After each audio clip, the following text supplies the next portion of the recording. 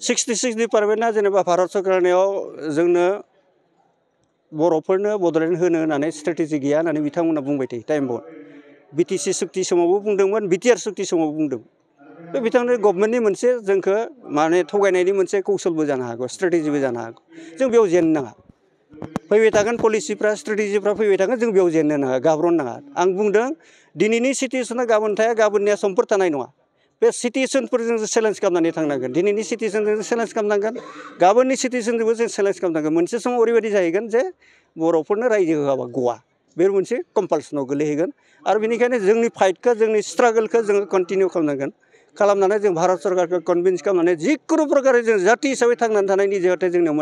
foundation जाबाय बड'फा जेखौ जोंनो होलांबाय दिनैनि थारिखआव बे जे ग्रेट चल अफ बड'फानि जि बिथांनि जि फिल'सफिखौ गोसोखांनानै बुंफिनदों जे बिथांनि फिल'सफिखौ गारनाङा जों गारनायनिबो बाथ्रा गैया जों मावलांबाय थागोन आं दिनै बे दुलाराय बर' फरायसालियाव बिबान गैया मा जानो आं दुलाराय बर' फरायसा आफादनि भेंगार्ड हिसाबै खामानि मावलांनो हायोना हाया होमबा दा बेनिखायनो बुंदों जिखुनु प्रकारै बाय हुक अर by crook in Kameng days जोङो बे 66 डिपार्टमेन्टखौ लानांगोन जुदि रायजो होआ मा गेदेर खोथा रायजो होआबा जोंनो दानि बिटिआरावनो डिपार्टमेन्टखौ 66 हो होमबाथ' जाति हिसाबै थांना थागोन ना जोङो नङा होमबा रायजो होआ जोंनो पुर्नांग रायजो होआ सेपारेट स्टेट होआ भारत सरकारा होआ आसाम सरकारा जोंनो हरा खिन्थु जोंनो दानि बिटिआरावनो डिपार्टमेन्टखौ बारायना हो 66 हो